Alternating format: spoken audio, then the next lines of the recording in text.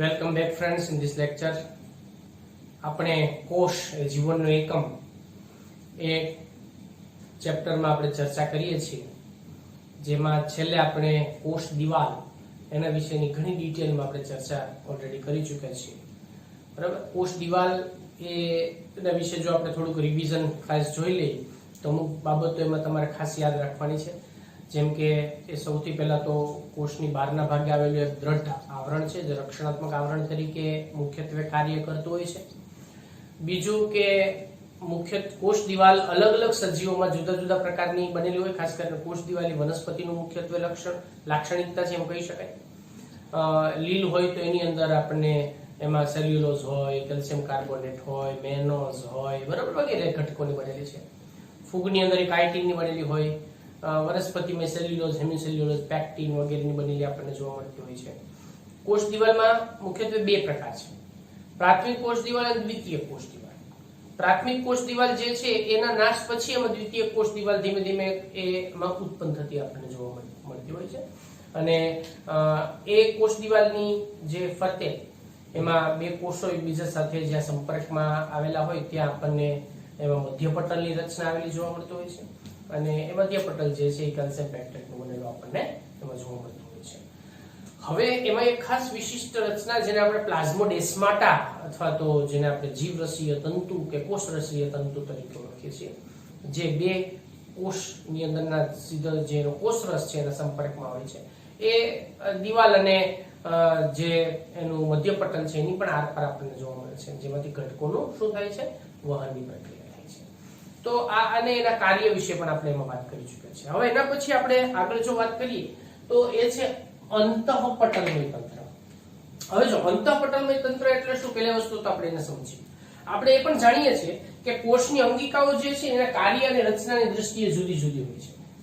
બરાબર. એમાં જે કોઈ પણ કોષમાં એની જે અંગિકાઓ જે જોવા મળે છે ને, એ અંગિકાઓ એની રચના અને એના કાર્યો, બરાબર, એ જુદા જુદા હોય છે. એ જુદા જુદા હોય છે. છતાં કેટલીક અંગિકાઓ જે છે એના કાર્યો એ એક કરતા વધારે, એક બે કે એના કરતા વધારે અંગિકાઓના સંકલનથી થતા આપણને જોવા મળતા હોય છે.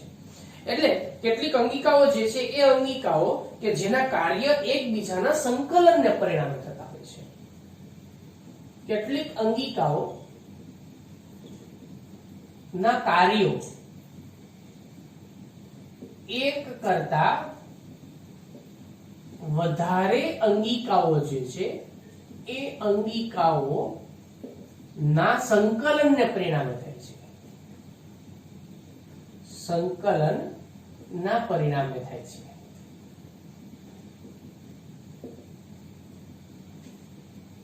તેનો અર્થ શું થયો કે એક અંગિકાઓ જે છે, બરાબર, એમાં જે કોઈ પણ અંગિકાઓ હોય એમાં કેટલીક અંગિકાઓના જે કાર્ય છે,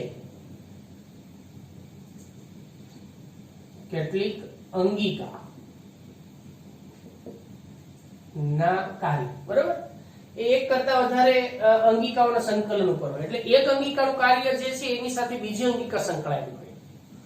એમ ઘણી અંગિકાઓ જે છે એકબીજાના કાર્ય સાથે આપણને સંકળાયેલી જોવા મળતી હોય છે. એટલે એના કાર્યનું સંકલન એની અંદર જોવા મળતું હોય છે, જેના પરિણામે આ અંગિકાઓ જે છે એકબીજા સાથે ભેગી મળી અને અંતઃપટલ તંત્રનું નિર્માણ કરે છે. બરાબર. એટલે આ અંગિકાઓ એકબીજા સાથે ભેગી મળી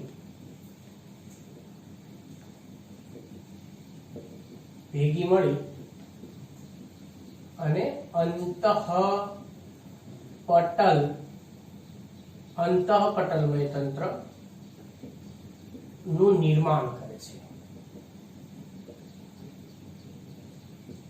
તો હવે બીજો પ્રશ્ન એ છે કે કઈ કઈ અંગિકા અંતઃપટલમાં સમાવેશ થાય અને કઈ અંગિકા અંતઃપટલમાં સમાવેશ ન થાય, તો એના વિશે પણ આપણે જોઈએ. એમાંની જે અંગિકાઓ છે જેમાં ખાસ કરીને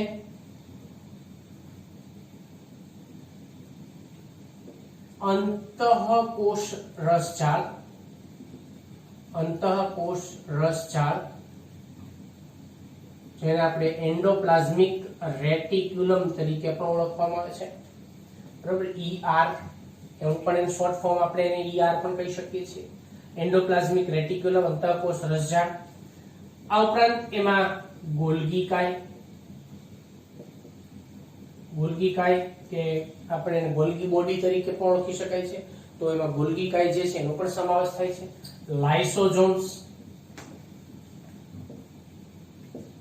લાઇસોઝોમ, બરાબર. આ ઉપરાંત રસધાની, તો અંતઃકોષ રસજાળ, ગોલ્ગી કાય, લાઇસોઝોમ, રસધાની વગેરે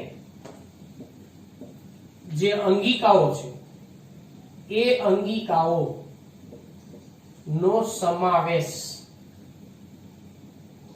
શેમાં થાય છે? અંતઃપટલમય તંત્રમાં થાય છે, બરાબર. કેમ કે આ એકબીજાના કાર્યની સાથે સંકળાયેલી અંગિકાઓ છે. અંતઃકોષ રસજાળ હોય તો એ ગોલ્ગી કાય, લાઇસોઝોમ સાથે કે રસધાની સાથે પણ આપણને સંકળાયેલી જોવા મળતી હોય છે. હવે કોનો સમાવેશ ન થાય એ પણ જોઈ લે કે કઈ અંગિકાનો સમાવેશ એમાં નથી થતો, કઈ અંગિકા સ્વતંત્ર રીતે કાર્યરત જોવા મળતી હોય છે. તો એમાં હરિતકણ, કણાભસૂત્ર અને પેરોક્સિઝોમ નો સમાવેશ થતો નથી, બરાબર. આ અંગિકા જે છે એનો આની અંદર એમાં 3 અંગિકાઓનો સમાવેશ થતો નથી. આ અંગિકાઓ સ્વતંત્ર રીતે એની અંદર કાર્યરત આપણને જોવા મળતી હોય છે.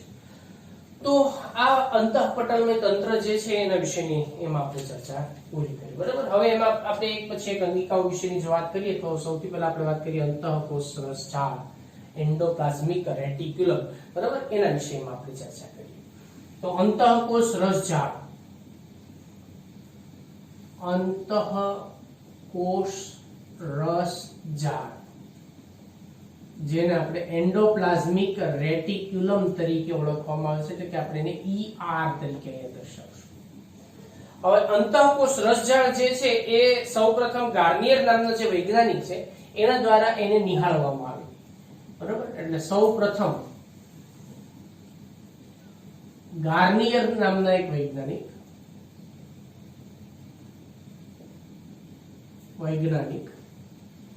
એના દ્વારા, બરાબર, એને નિહાળવામાં આવે છે. એ પછી એને ત્યારે નામ નહોતું અપાયું. ત્યારબાદ આપણે 1952 ની અંદર પાર્ટર અને કાલ્મેન નામના જે વૈજ્ઞાનિક છે, 1952 માં પાર્ટર અને કાલ્મેન તેને ER એન્ડોપ્લાઝમિક રેટિક્યુલમ અંતઃકોષ રસજાળ, બરાબર, એવું એને નામ આપ્યું. તો આ વૈજ્ઞાનિક જે છે પાર્ટર અને કાલ્મેન એના દ્વારા એનું નામકરણ જે છે નામકરણ દ્વારા કરવામાં આવ્યું છે. હવે એનું સ્થાન ક્યાં હોય છે? તો સામાન્ય રીતે સુકોષ કેન્દ્રીય કોષ બધામાં આપણને આવેલું જોવા મળે, અમુક ને અપવાદ રૂપે બાદ કરતા.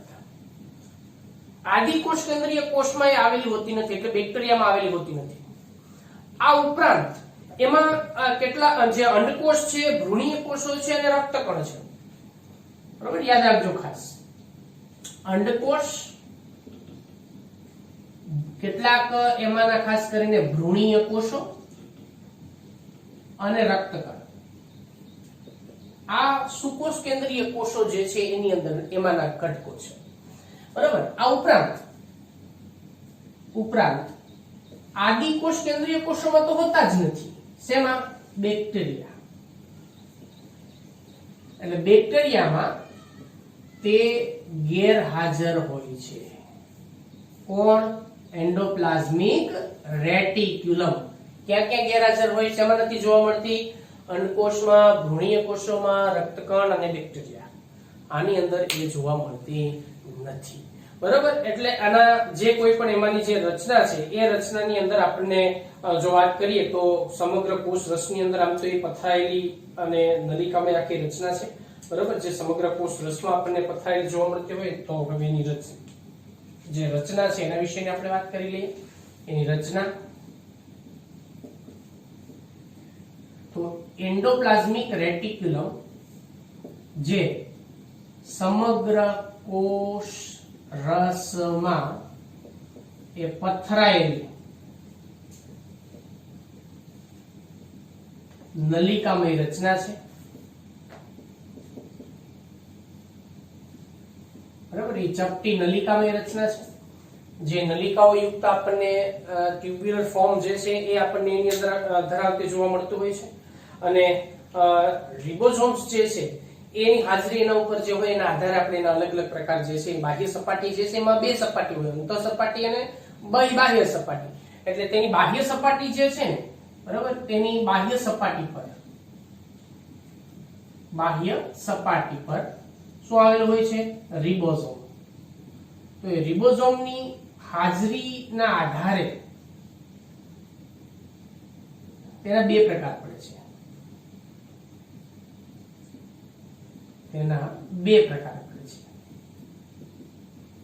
હવે આ બે પ્રકાર કયા કયા છે એ આપણે સમજી લઈએ. એક જેને આપણે કહેશું એમાં SER અને બીજાને જેને આપણે કહેશું RER. આ બે પ્રકાર છે. એટલે એક જેમાં જે રિબોઝોમની હાજરી હોય છે તો એને આપણે રફ એન્ડોપ્લાઝમિક રેટિક્યુલમ RER, બરાબર, રફ એન્ડોપ્લાઝમિક રેટિક્યુલમ. એટલે આ જે છે ખરબચડી સપાટી, એની જે નલિકામય સપાટી હોય ખરબચડી જોવા મળતી હોય છે, એને કણિકામય તરીકે ઓળખી શકાય. એટલે આ છે કણિકામય અંતઃકોષ રસજાળ. કેમ કે કોષ રસમાં આવેલી જાળી જેવી રચના, એટલે એને આપણે અહીંયા વાત કરીએ એમ કે સમગ્ર કોષ રસમાં આપણને પથરાયેલી નલિકામય રચના છે. એટલે આખી એનો રચના છે ને આખું જાળું બનાવે છે, બરાબર, તેનું જાળું બનાવે છે. એટલે આપણે એને નામ શું આપ્યું છે? અંતઃકોષ રસજાળ તરીકે ઓળખવામાં આવે છે. એટલે એક છે RER, એ કણિકામય, બરાબર, અને ખરબચડી સપાટી હોય છે એની. શા માટે આપણે હમણાં વાત કરી. બીજી છે SER. S એટલે સ્મૂથ એન્ડોપ્લાઝમિક રેટિક્યુલમ. અહીંયા રફ ખરબચડી સપાટી, સ્મૂથ લીસી સપાટી. એટલે આ જે છે એને કણિકામય, આને કણિકામય, જ્યારે આને શું કહેશું આપણે? કણિકા વિહીન અથવા તો લીસી સપાટી યુક્ત અંતઃકોષ રસજાળ એવું આપણે નામ આપશું. હવે આ બંનેની અંદર આ જે પ્રકાર છે કોના કારણે આપણને જે જોવા મળતો હોય છે એના વિશે આપણે વાત કરીએ. સૌથી પહેલા તો RER જે છે એની અંદર શું હોય તો કે જે નલિકામય આપણું તંત્રની જે રચના હોય એ તંત્ર ઉપર આપણને રિબોઝોમ જે છે, રિબોઝોમ અહીંયા આપણને આવેલા જોવા મળતા હોય છે. એના ઉપર રિબોઝોમ જે છે આવેલા હોય. એટલે આ રિબોઝોમ્સ ની રચના છે, બરાબર. રિબોઝોમ જે છે એ આપણને આગળ જે વાત ઓલરેડી કરી ચૂક્યા છે કે રિબોઝોમ એ બે સબ યુનિટના બનેલો હોય છે. એક નાનો સબ યુનિટ, બીજો મોટો સબ યુનિટ, ઉપ એકમ તરીકે ઓળખી શકાય. આને કણિકામય, અને અહીંયા જે નલિકામય રચના છે એની ઉપર રિબોઝોમ હોતા નથી. એટલે આ રીતે આપણને એ લીસી સપાટી વાળી જોવા મળતી હોય છે, બરાબર. તો આ બંને વિશેની વાત છે. હવે એમાં કણિકામય જે છે એ ખૂબ વિસ્તરેલી અને કોષ કેન્દ્ર પટલ જે છે બાહ્ય કોષ કેન્દ્ર એની ત્યાંથી એ શરૂ થાય છે. એટલે જે ખૂબ વિસ્તરેલી અને રિબોઝોમ ધરાવે છે, રિબોઝોમ્સ ધરાવે છે, બરાબર. આ એની જે રચના છે એ ક્યાં આપણને ફેલાયેલી જોવા મળતી હોય છે એના વિશે વાત કરીએ. હવે બીજા આપણે કાર્ય વિશે પણ જોઈ લઈએ કે કયા કાર્ય સાથે સંકળાયેલી છે. તો RER એટલે કણિકામય અંતઃકોષ રસજાળ, બરાબર. એનું જો કાર્યની આપણે વાત કરીએ તો એનું જે કાર્ય છે ખાસ કરીને એ છે પ્રોટીન સંશ્લેષણ. તો એ પ્રોટીન સંશ્લેષણના કાર્ય સાથે આપણને સંકળાયેલી જોવા મળતી હોય છે. ઘણા બધા સ્ત્રાવી કોષોમાં પણ આવેલી હોય છે, જે પ્રોટીન સંશ્લેષણ અને સ્ત્રાવી કોષોમાં એ સ્ત્રાવ કરવાનું કાર્ય કરે છે. બરાબર, આ કાર્ય જે છે એ આપણને એના દ્વારા થતું જોવા મળતું હોય છે. હવે કણિકા વિહીન જે અંતઃકોષ રસજાળ છે એ આપણને લિપિડના સંશ્લેષણ સાથે સંકળાયેલી જોવા મળતી હોય છે. બરાબર, આ ત્યાં એનું કાર્ય શું છે ભાઈ? તો કે જે એના કાર્યની જો આપણે વાત કરીએ તો લિપિડના સંશ્લેષણ સાથે સંકળાયેલી હોય છે. બરાબર, લિપિડના સંશ્લેષણ સાથે સંકળાયેલી હોય છે. આ ઉપરાંત પ્રાણીઓમાં જે સ્ટીરોઇડલ જે કોઈ પણ અંતઃસ્ત્રાવ છે એ અંતઃસ્ત્રાવ જે છે એ અંતઃસ્ત્રાવના સ્ત્રાવ, બરાબર, એ પણ એના દ્વારા આપણને થતો જોવા મળતો હોય છે. એટલે આ રીતે કણિકા વિહીન જે છે એની રચના આ પ્રકારની જોવા મળે છે. હવે આ અંતઃકોષ રસજાળના બંધારણમાં શું હોય છે? એના બંધારણમાં શું હોય? એ શેની બનેલી હોય છે? તો અહીંયા બે ઘટકોની વાત કરીએ આપણે. કોણ કોણ? લિપિડ અને પ્રોટીન. તો અંતઃકોષ રસજાળ છે જે મુખ્યત્વે લિપોપ્રોટીનની બનેલી હોય છે. એ મુખ્યત્વે લિપોપ્રોટીન, લિપિડ અને પ્રોટીનની બનેલી હોય છે.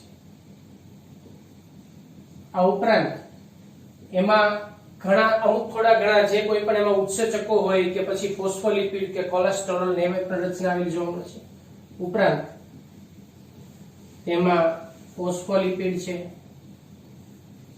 લિપિડ ફોસ્ફોલિપિડ પ્રકારનું હોય, કોલેસ્ટેરોલ અને કેટલાક એમાંના ઉત્સેચકો જે છે એ ઉત્સેચકો પણ આવેલા હોય છે. તો આ રીતે આ જે આખી વાત કરી આપણે એ કોના વિશેની વાત કરી? આપણે અંતઃકોષ રસજાળ, બરાબર, જે અંતઃપટલમય તંત્રનો એક એકમ છે. તો બાળકો, અંતઃકોષ રસજાળમાં આપણે ઘણી બધી બાબતો જે છે તમને એનસીઈઆરટી પ્લસ એની અંદર ઘણી ઉમેરેલી છે. વૈજ્ઞાનિકોના નામની જે કોઈ પણ બંધારણની કાર્યની બધા દ્રષ્ટિએ, બરાબર, અને અંતઃપટલમય તંત્ર જે છે એ એના વિશે ચર્ચા કરીએ. આપણે નેક્સ્ટ લેક્ચરમાં આગળ બીજી અંતઃપટલમય તંત્રની અંગિકાઓ વિશેની વાત કરીશું.